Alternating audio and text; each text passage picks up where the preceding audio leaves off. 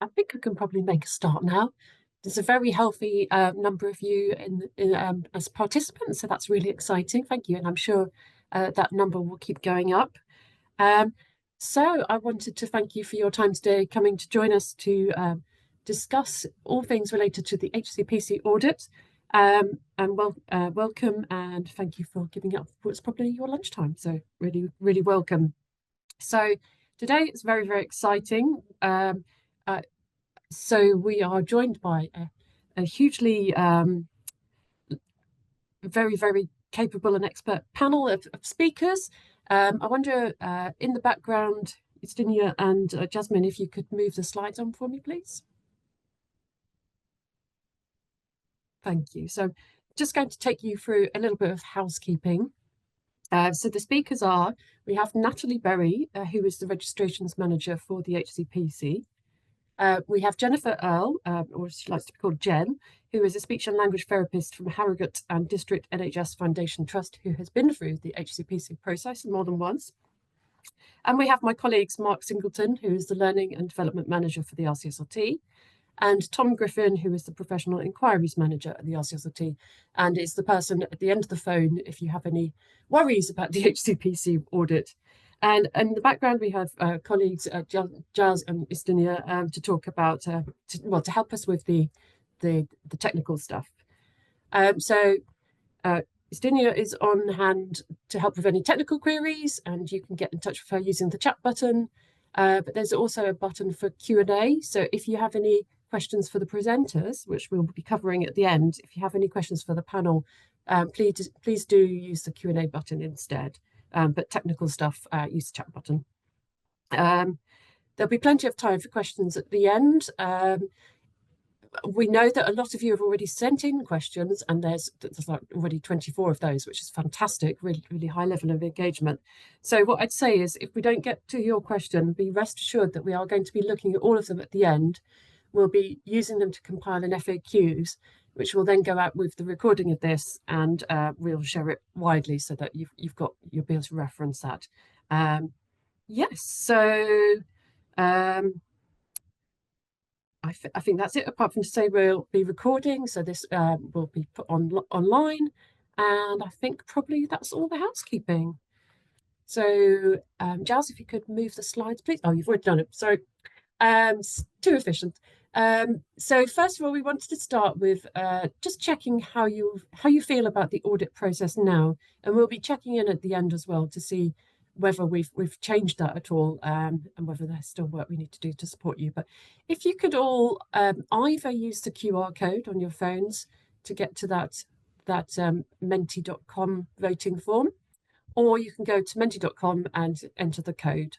So there's two ways of voting. If I just give you maybe a minute to just tell us what you think.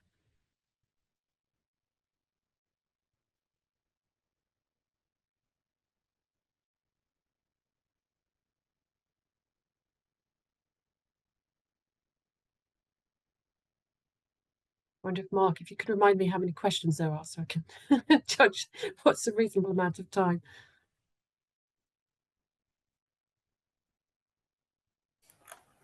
It's just the one, I think. Cool.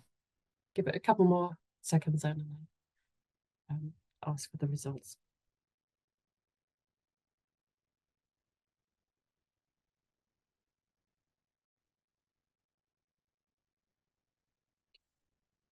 Meanwhile, I see that the number of you has now risen to 84, which is fantastic. Okay, I think that's probably enough time to answer a question.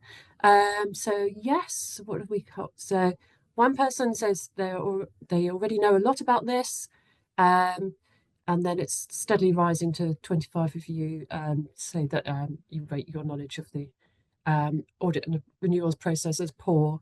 So that's really useful to know. Thank you. So you've come to the right place, basically. And so with that, then I'm going to head over to Natalie to talk to you from the HCPC perspective about everything you need to know. Thank you, Natalie. Over to you.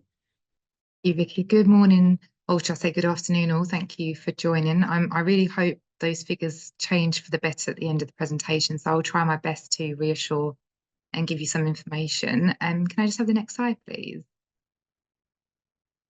Okay, so what we'll cover, and I'll do my best to cover this in the 15 minutes, quarter of the hour that we have. But so basically, I will just cover kind of, I know you are aware of who we are as the regulatory body, but just why we ask for CPD, what CPD is, our 5 standards, our audit process, so what happens if you are selected, audit deferral and some statistics, and just common myths really, just to bust some of those myths and hopefully reassure. And I'll just round off with some top tips. Next slide, please. So the reason why we do ask for CPD is essentially as a regulatory body, I mean, ultimately we are here to protect the public and just to ensure that our registrants are working safely and effectively.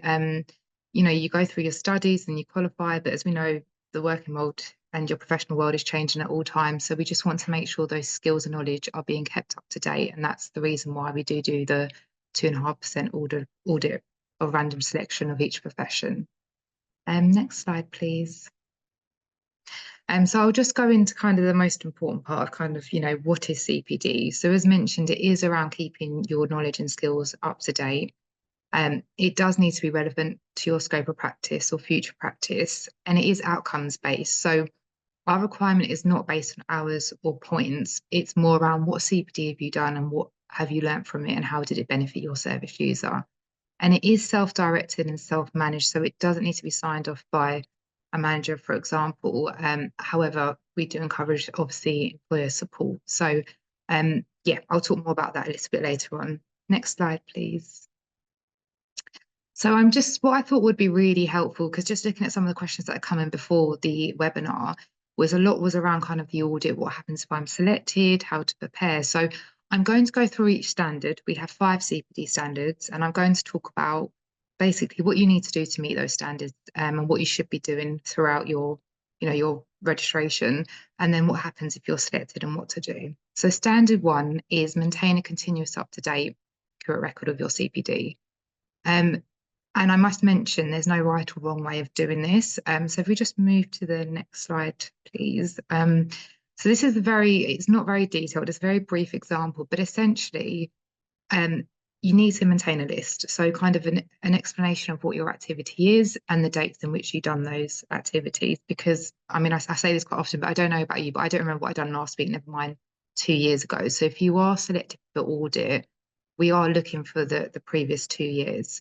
So it's quite a long time. So please, my best advice to you is just keep a record. And I know the RCSLT do offer the CPD diary. I think they call it that. Sorry if it's the wrong word, but you know, you can use that. You know, that might be really helpful. Or even if you just have an Excel spreadsheet, whatever works for you, just keep that record. And then if you are selected, you can either upload that record into our online portal, which is separate from the professional body, or you can input. So just, you know, I really have to emphasize, just keep a record of your CPD. So just moving into the next slide. So standard 2 is around a mixture. And I know we get asked a lot, and I saw in the questions as well, you know, what is a CPD activity? What would be considered? So just moving into the next slide, I've put in just a few examples. I must say there is a much longer list on our website. And again, they're just examples, but to get you thinking about what is CPD, the different types of CPD, and actually are you doing CPD and maybe not even realizing you're doing it. So just we'll go through it quickly and just some of the ones I've picked out. So work-based learning, so that's kind of your in-service training, your reflective practice, maybe your work shadowing. So professional activities, you know, maybe mentoring or professional body involvement.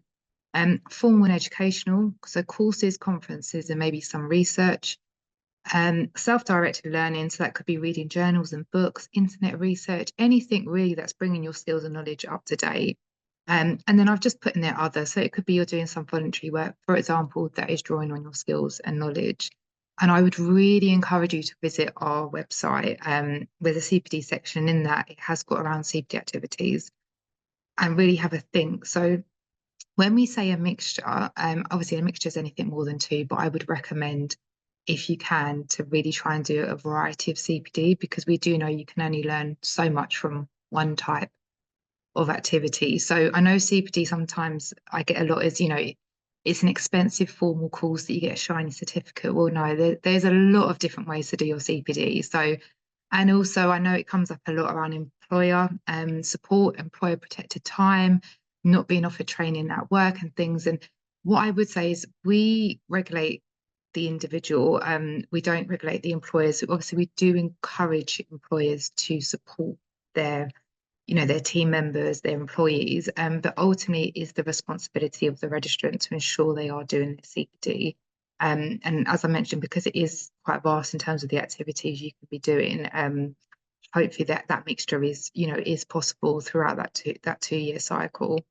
So I'll just move into the next slide. So as I just mentioned, the only thing I can do for CPD is attend formal courses. So I think you probably, because I think I've just said it, but that's obviously a myth. And just emphasising there are a number of different types of CPD that you can do. So just thinking about having a look at that list and thinking about what you're already doing actually and what you could be doing. So yeah, there's a huge variety. So just moving into the next slide. So I've grouped standards 3 and 4. I won't read them word for word, but essentially it is seek to ensure that your activities do, benefit you and do benefit your service user. And they are relevant to your practice.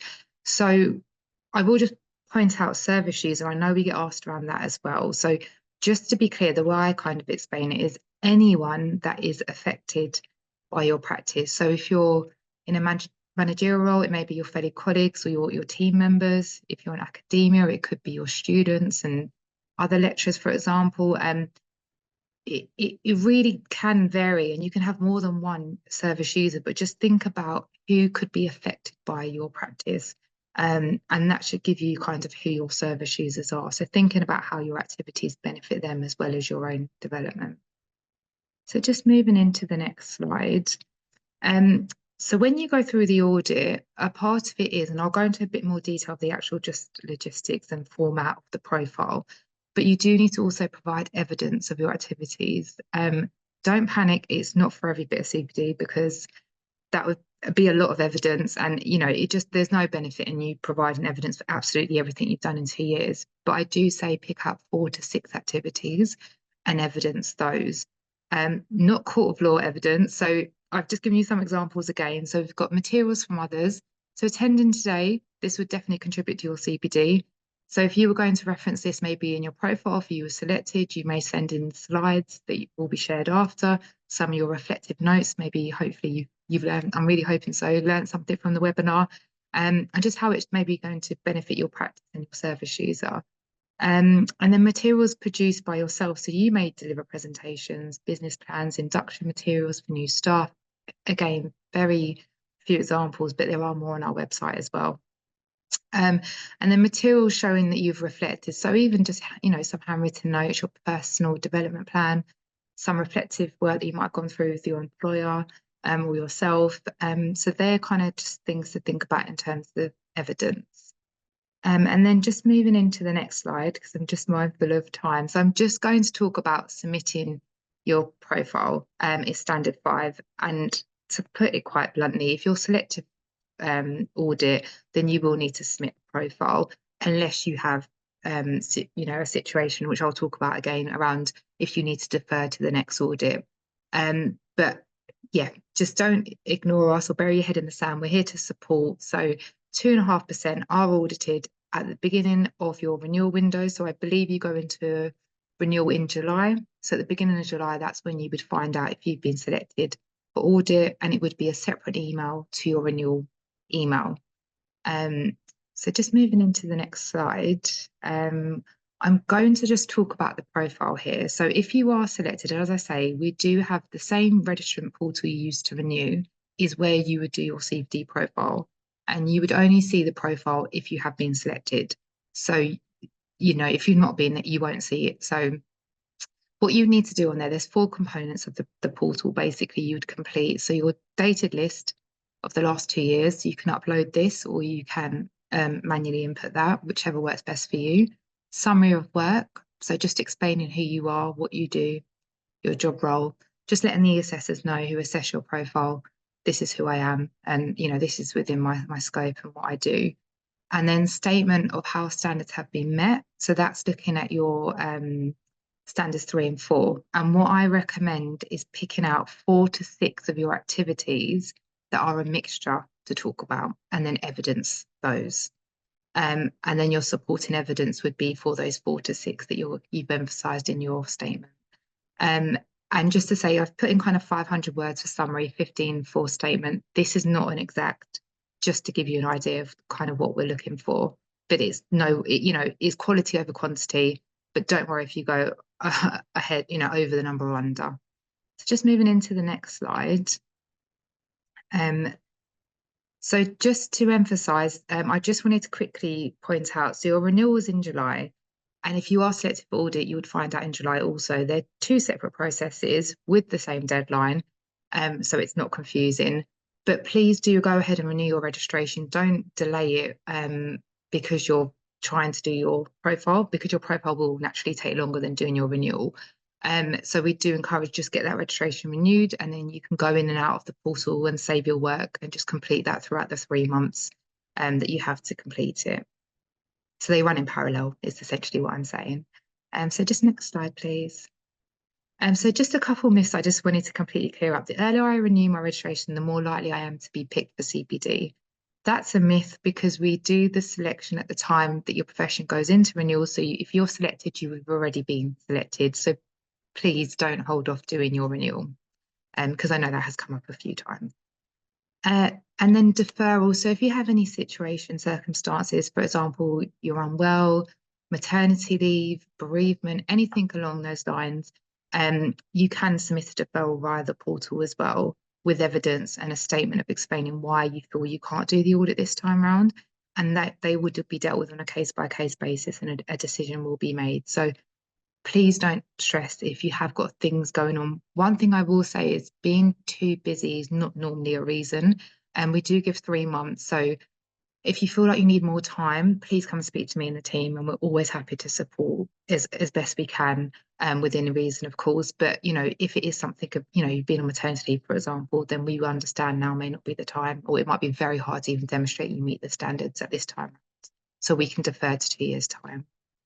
Just next slide, please. So I'll quickly run through these myths. So if I don't submit a good CPD profile first time, I'll be removed from the register. That's a myth because we do give the opportunity of further information, which means you'll get an opportunity to support more evidence to the assessors to try and demonstrate you meet standards if there's a shortfall. And just going into myth 4, if I'm selected and I ignore it, nothing will happen. Unfortunately, if you don't engage with us at all and we don't have contact, you may well be at risk of being removed from the register, and that's absolutely the last thing we want to do.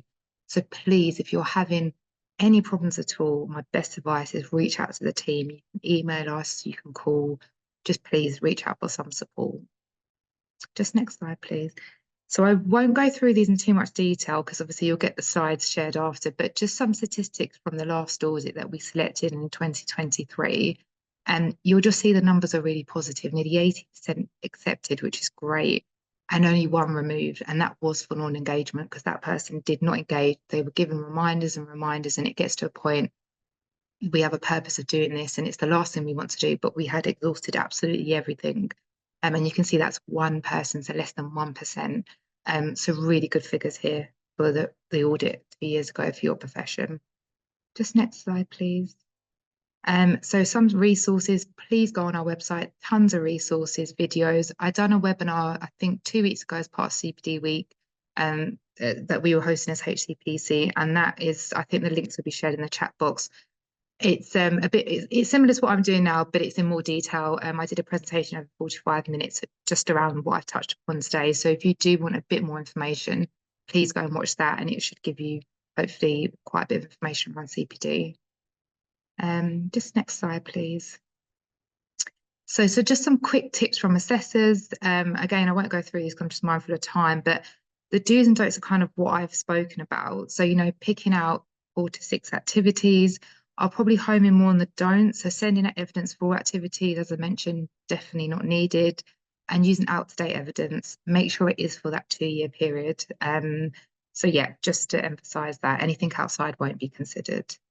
Next slide, please. So last slide from me. So things to remember. Those selected for audit will receive an email separate to the renewal invitation, which I mentioned. You can continue to practice during your audit process.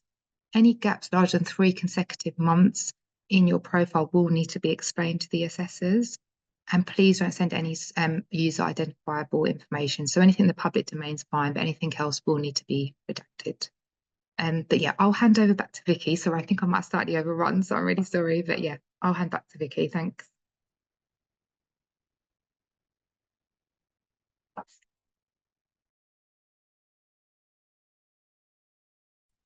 I was on mute. Apologies. That's not the first time I've done that today. Sorry about that. Thank you, Natalie. That was really, really valuable. Thank you. So now I'm going to hand over to Jen. Jen, to tell your story. Thank you. Hello, everyone. My name's Jen. I'm a Band 6 speech and language therapist, and I work on a adult community team over in Harrogate. I've actually been selected for CPD audit twice, and I'm hoping that over the next sort of 10 minutes, I can reassure you that the process isn't as scary as it sounds.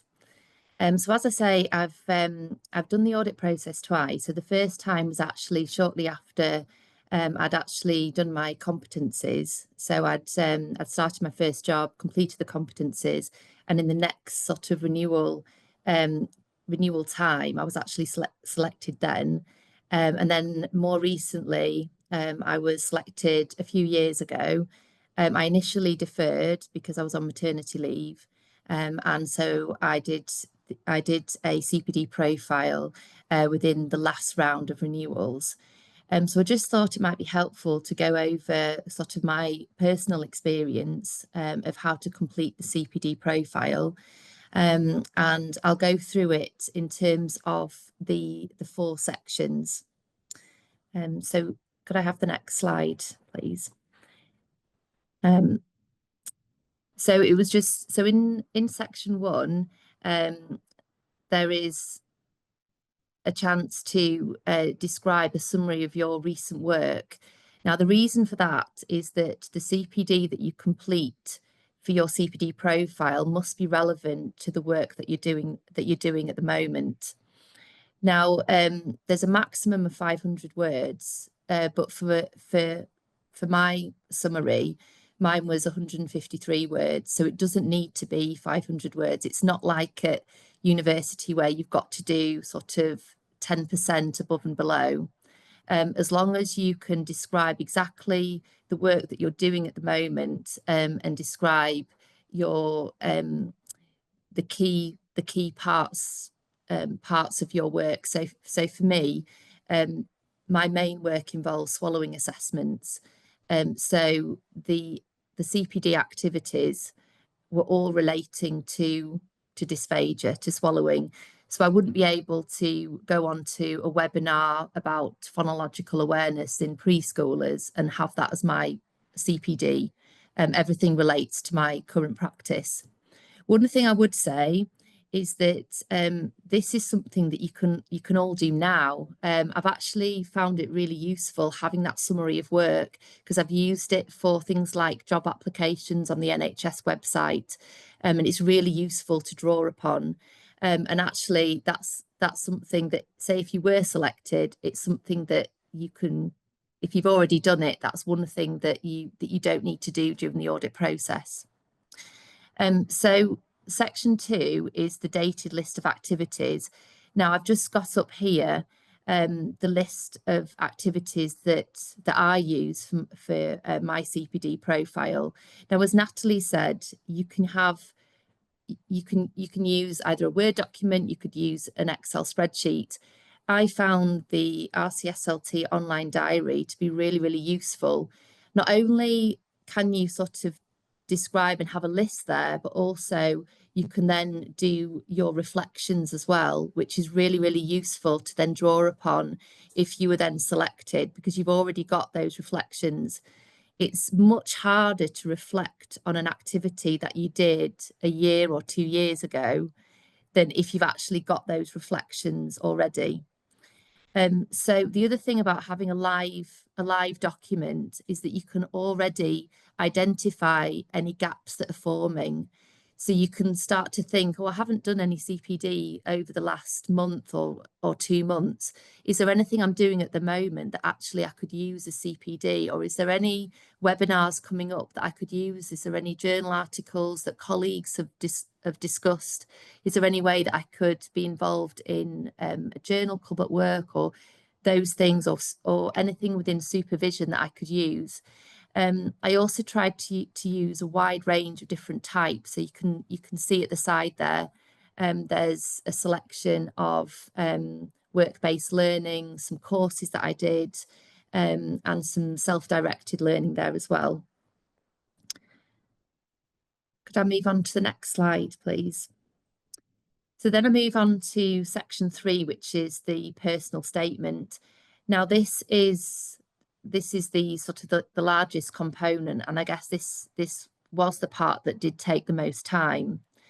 There are slightly different ways that you can do the personal statement. What worked best for me was to, as Natalie mentioned as well, was I picked 5 CPD activities that I felt that I could really expand on. So those that I did much more lengthy reflections on, that I felt that I could really talk about the things that I learnt and how my patients, my work colleagues and myself benefited from those CPD. But there are lots of other ways to complete that personal statement. The other thing that I found really useful, so when I was drawing on the personal statement, was I had a CPD folder where I was keeping evidence from my CPD. So a lot of the time, if you go to a webinar, if you go on a course, a lot of the time you'll also maybe get a digital certificate, and you can actually keep all your certificates and your evidence in that one place. Obviously, you can also use a paper folder as well that you can then scan in, and so you can actually keep the evidence alongside your live list of CPD. It just makes it so much easier to if the evidence is already there. The other thing that I found beneficial was I discussed the CPD audit process with my supervisor, and she made sure that I had some protected time in order to do the personal statement. So for me, I was able to do this. It took roughly about a day in order to complete the personal statement. And I had a day's protected CPD. Obviously, it depends on your team, but it may actually be easier having small pockets of protected time, so that then you can work on this alongside work. And I found it really beneficial to get started on the personal statement as soon as possible. Can I move on to the next slide? So this is an example. So this is the supporting evidence that I provided, that I discussed in more detail. So what I did is I related it to the CPD standards as well. So the evidence that I use, so I designed a training package that was used in care homes relating to dysphagia. So the evidence that I use was the actual presentation that I designed. I then did an in-service training presentation to my colleagues on dysphagia within head and neck cancer. And again, I used the presentation as my evidence. I also exported my CPD diary, and I included that as evidence. I then did I went on a training course in oral care and used the certificate as my evidence, and also went on a webinar about managing a complex and variable caseload. And I think that was one of the RCSLT webinars, and used the certificate from that. And then I went on a refresher training session on having students at the local university, and I used the training feedback form as a way of displaying my reflections about that course. So that's just an example, but just trying to show that there are there's such a wide range of different CPD opportunities sort of within work. It's not just about going on courses. It's just about things that you might actually be doing within work.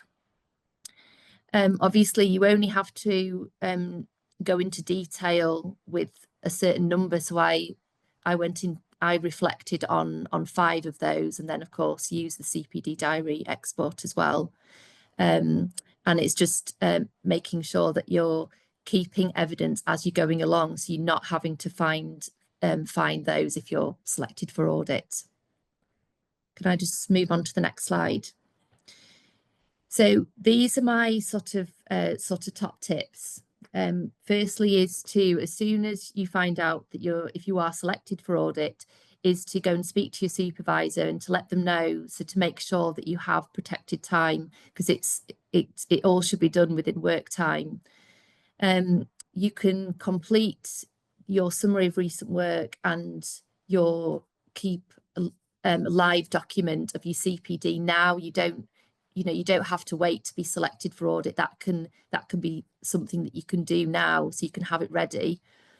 And make sure, obviously, that you're keeping all your evidence. You can keep an online and paper copies, so you've got that ready. And just making sure that you're looking at that CPD diary, just looking out for any kind of gaps that may be forming, so that you can look at ways to add in CPD as you go. And if you are chosen for audit, as Natalie said, don't leave it to the last minute. It's so much easier if you can just be steady away and do little bits on a weekly basis. If you do have any questions, you can add them to the Q&A, and I'll be more than happy to answer anything at the end. Thank you. Wonderful. Thank you, Jen. That was really, really helpful to hear your sort of first-hand experience, indeed twice. So thank you for sharing that. And now I'm going to hand over to my colleague, Mark, to talk a bit. You mentioned the CPD diary, Jen, so Mark's going to talk about that a bit more. Awesome. Thank you, Vicky. And thank you to you, Jen, and Natalie for kind of coming along and speaking. Like Vicky said, I'm going to kind of live demo the RCSLT CPD diary. So I will kind of start this by saying you're not obliged to use the RCSLT diary. If you have an existing format that you prefer, that is absolutely fine. There's no sort of obligation to use the diary, but we have built it with the HCPC audit in mind, and we have built it to be as far as possible, as user-friendly as possible. So I'm going to attempt to screen share and kind of show people how, from the start, how to log in, then setting up individual activities, setting up goals, how to assign your activities to certain goals, how to export your diary. I've seen a couple of questions about that, so I'll show you how to do that. And then also the diary has a filter and a health check function, so I'll show you how to use those and kind of talk about how it relates to the HCPC audit. So I'm hoping I'm now sharing. Wonder if Tom could nod. Awesome. So the RCSLT diary is accessible via the main RCSLT website. So you head over there and log in. This is when the internet fails. Nope, we're good. You log in as you normally would. And then once you're logged in, you'll have this My Account drop down. Just hover over it and it'll appear. And the CPD diary is just there. It's the second option. And if you click on that, there we go. And the diary will open. So that's how you log in, how you access it. Then in terms of how it looks, you've got up here kind of in the dark grey box, these are all essentially your functions for the diary. So that's how you can add an activity, you can create a goal, and that's also how you export the diary. I'll come back to that properly shortly. And then if you scroll down a little bit past, so currently my diary is blank because I wanted to show how it will look kind of as a fresh new diary. And then once you start adding activities, what that looks like. But to create an activity, you can either click the blue button up here, the add an activity, or there's an option here as well. They both take you to the same place. There's no benefit to choosing one over the other. But it'll first of all ask you to name it. I'm going to call this a test activity. I recommend naming it something that will make sense to you a week from now, a month from now, even a year from now. And just click save, and that will place it in your diary. So if you've just attended a course and you want to get an activity in the diary, but you haven't got the time immediately to, go through the reflections, the description, all of that kind of additional information, just get it in the diary.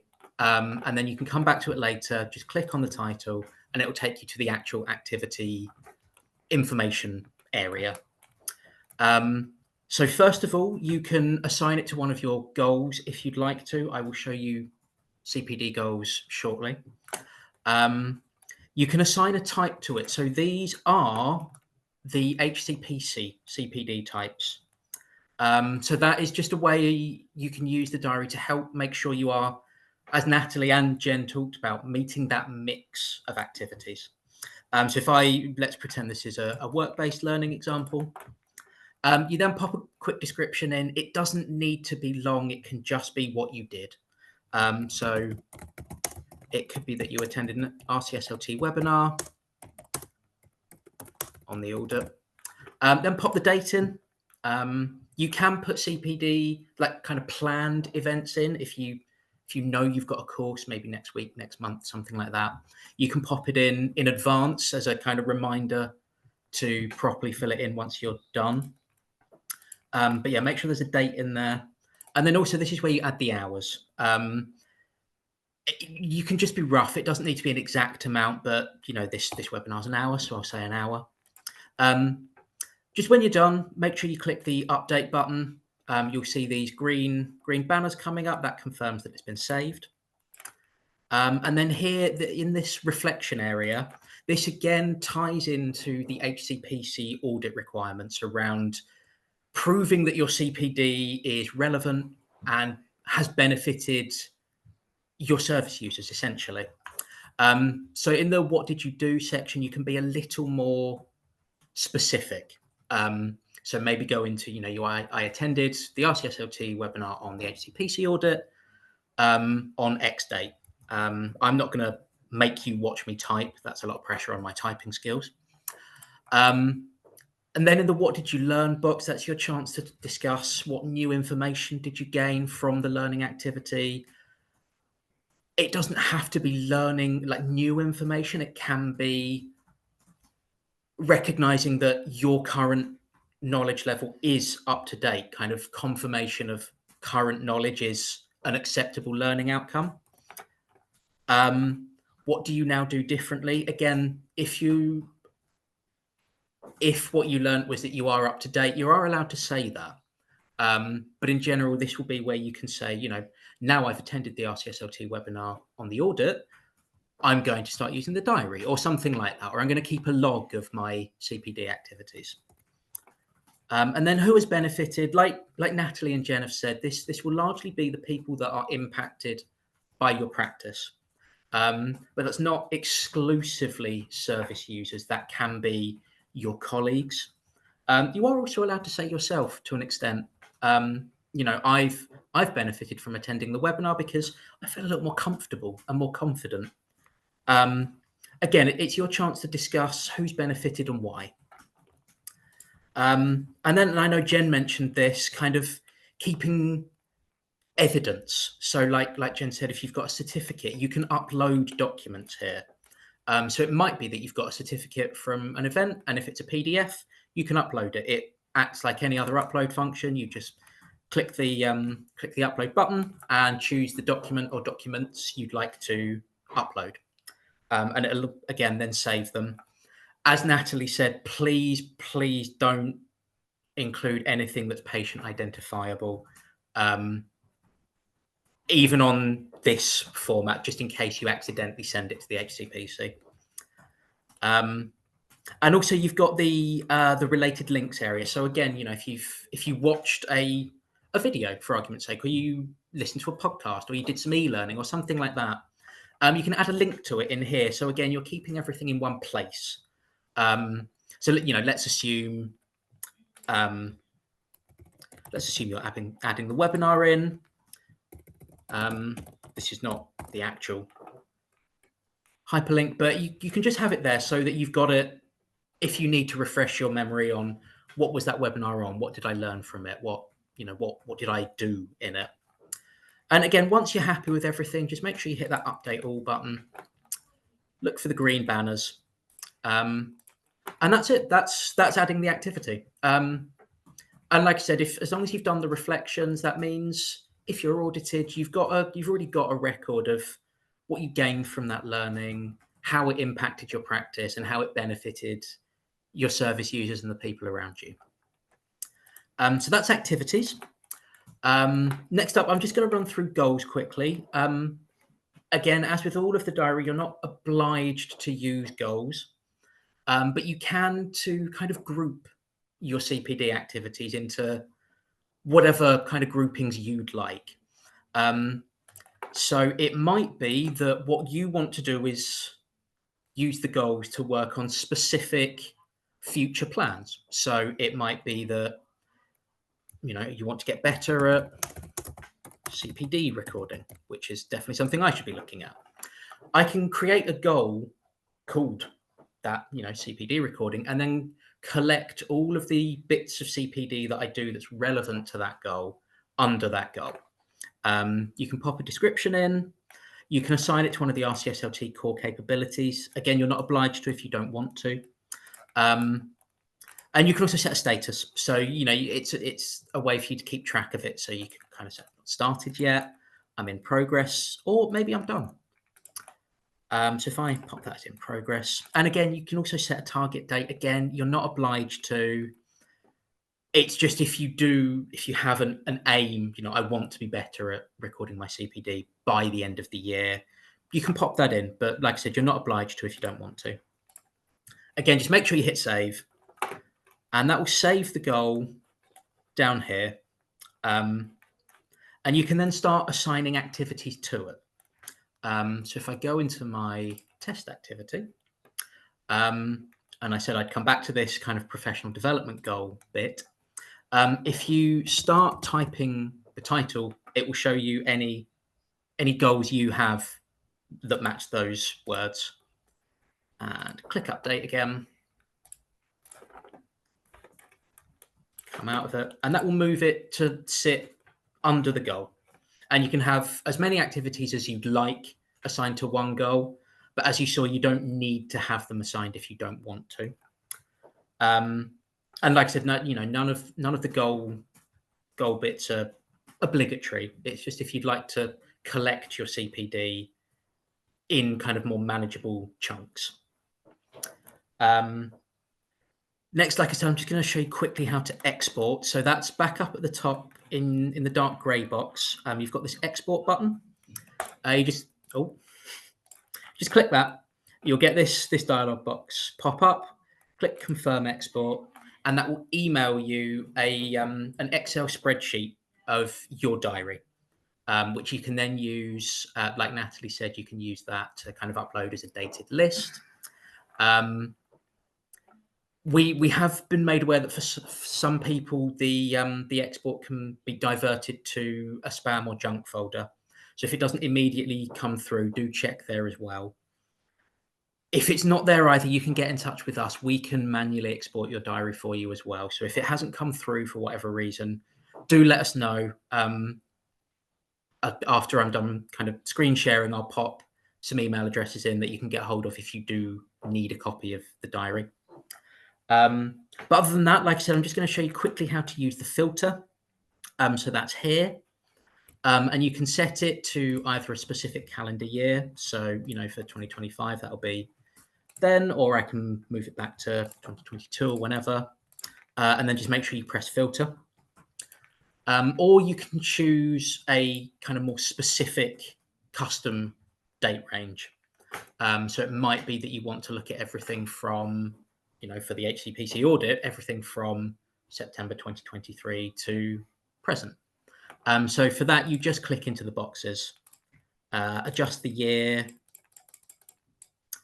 Let's go from August. So that's now going to show me anything I've got in my diary from the 1st of August 2023 to the end of this calendar year. My diary is fairly empty, but it will start to show different goals that have come through. Different activities. And that's everything I wanted to do. Sorry, I think I might have overrun a little bit, but I'm now going to hand back to Vicky. So thank you. Thank you so much, Mark, for that really practical run through of how you can use the diary. That's brilliant. Thank you. So I think we now go to the Mentimeter. Am I right? Yes. So we'll just do the Mentimeter before we then go on to the Q&A. So if you could go back to the Mentimeter by either using the QR code there or go to mentimeter.com and enter that number code, and I'll just give you maybe 30 seconds to just answer the question. And I'm hoping we've shifted the dial a bit.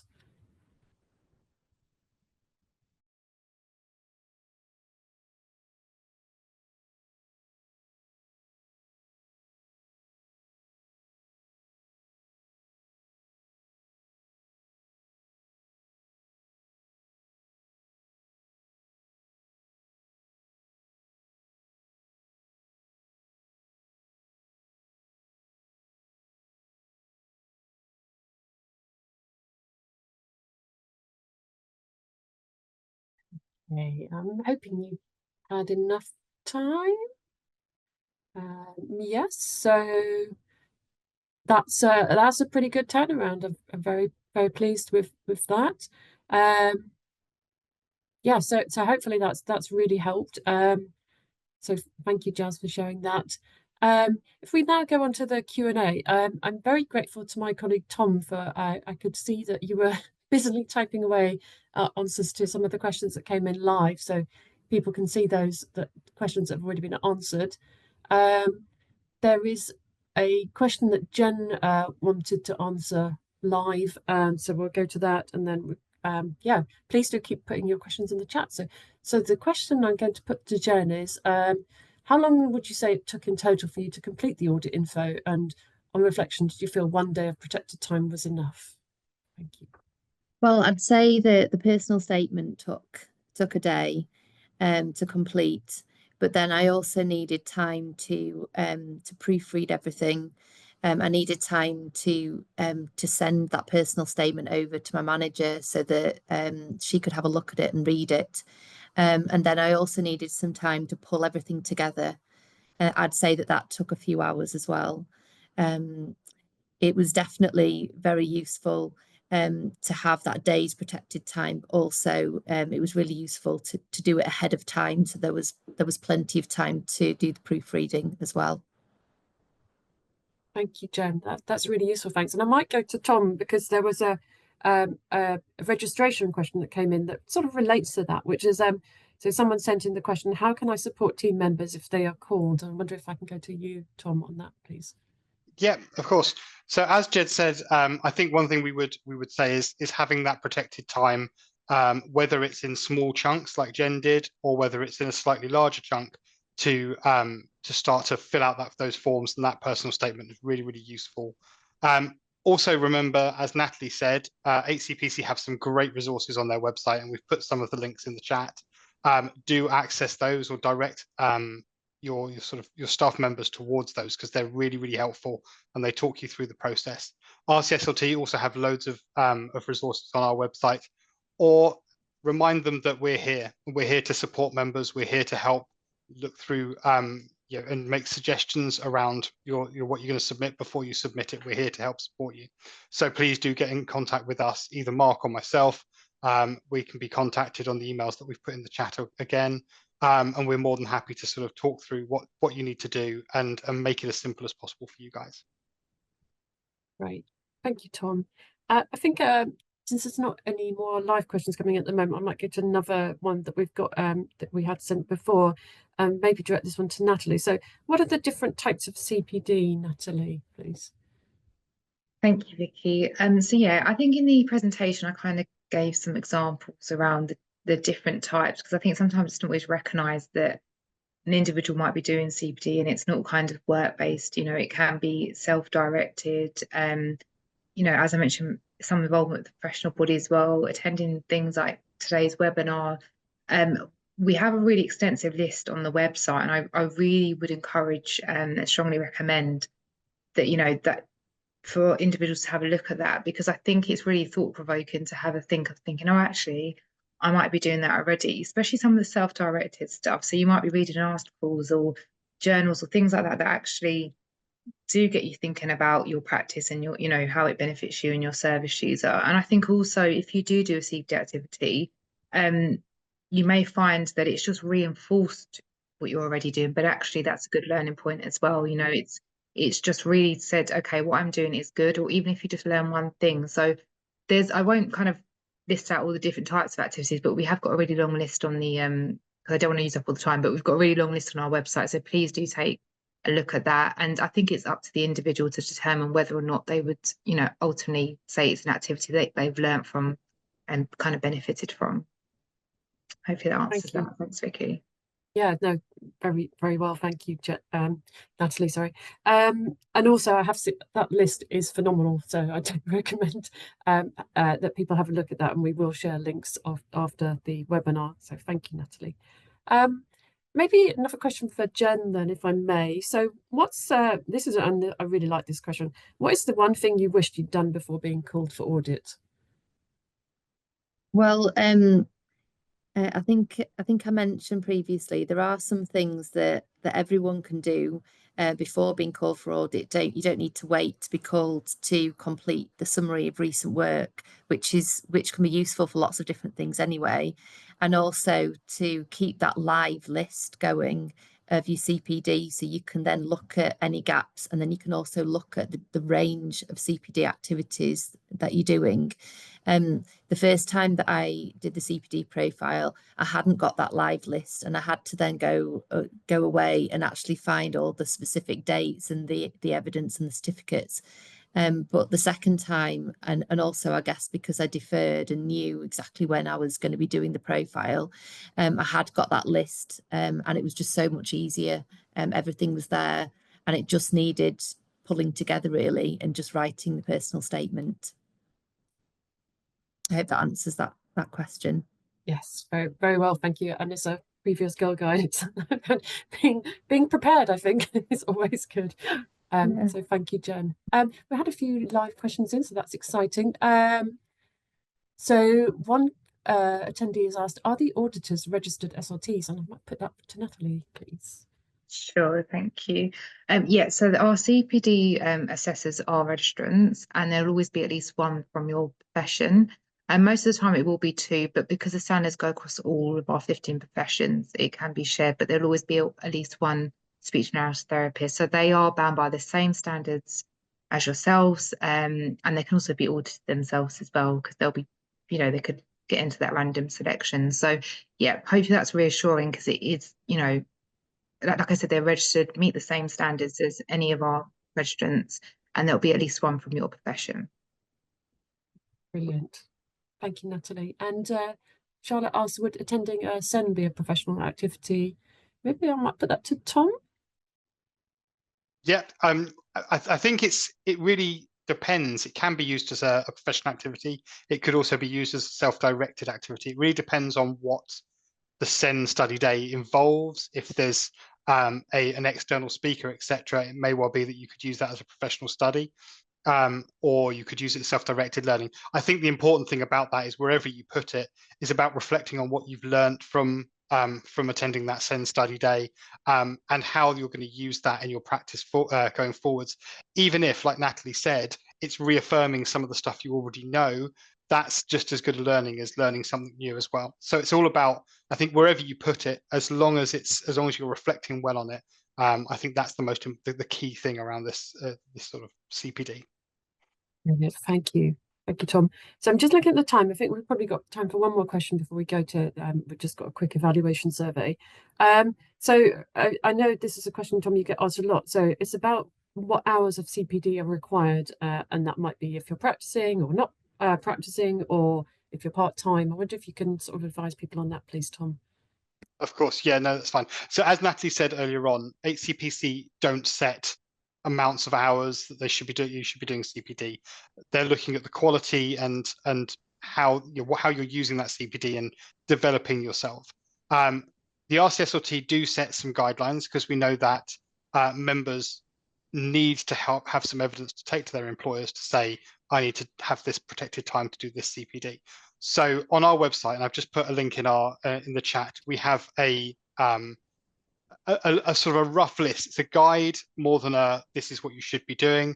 But what we say is these sorts of hours, if you're full time, for example, around about 30 hours per year, spread out across the year, should mean you're more than hitting the standards that the HCPC are required to do. So do have a look at that link. It's got some really good information as well as a breakdown of the timeframes. Wonderful, thank you, Tom, and thank you to all the panelists for answering those questions, and also thank you for the audience for sending them in.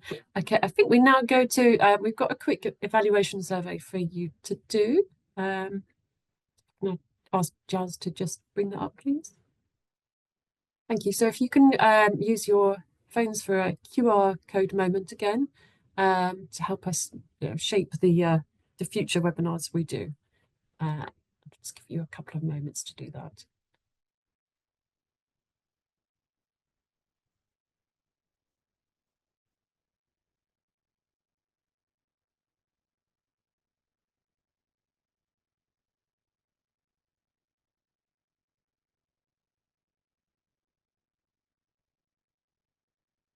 Thank you, Tom, for answering that question.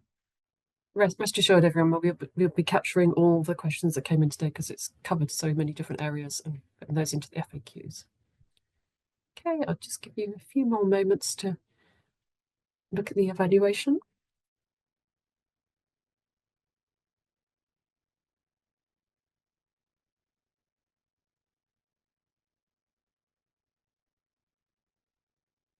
That's a good point from Mark there.